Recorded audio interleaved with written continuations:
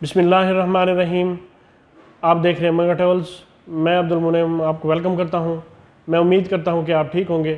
آج کویت کے حوالے سے دو امپورٹنٹ انفارمیشن آپ سے ڈسکس کرنی ہے۔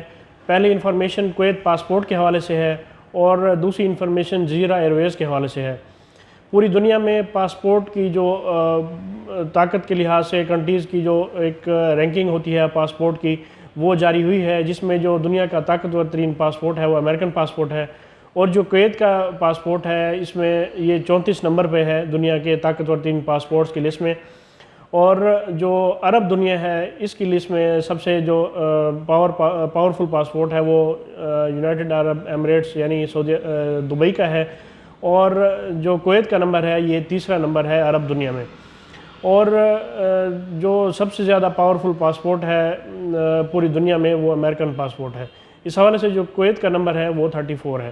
اور اس کے بعد جو جزیرہ ایئر ویز کے حوالے سے آپ کو اپڈیٹ دینی تھی وہ یہ ہے کہ جزیرہ ایئر ویز نے کووڈ-19 جب سے سٹارٹ ہوا ہے، اس نے اب تک $18 ملین کا اس نے لاس برداشت کیا ہے، اور یہ کویتی جو دینار ہیں ان میں 3 سے 4 ملین کویتی دینار بنتے ہیں، تو یہ انتہائی اچھا خاصا اس کا لاس ہے۔ اور ان لوگوں نے اب تک اپنے 300 سے زیادہ جو ان کے کریو کے جو ورکرز ہوتے ہیں ان لوگوں نے، اور ان کے ساتھ ہی ان کا جو پائلٹس کا اور جو باقی کیبن کریو ہوتا ہے، ان سب کو ملا کے تقریباً 300 سے زیادہ ان لوگوں نے اپنی ڈاؤن سائزنگ کی ہے۔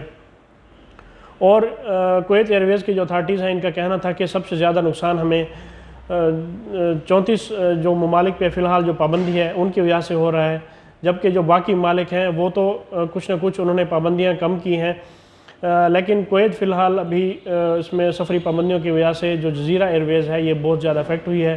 اور جزیرہ ایئر ویز نے جو کویت اتھارٹیز ہیں ان سے درخواست کی ہے کہ جو 34 ممالک ہیں ان سے پابندی ہٹائی جائے تاکہ ان کا جو ایک لاس ہے وہ ریوائیو ہو سکے، اور اس طرح جو 34 ممالک کے جو پیسنجر ہیں ان کے لیے جو مسائل ہیں وہ بھی کم ہو سکیں۔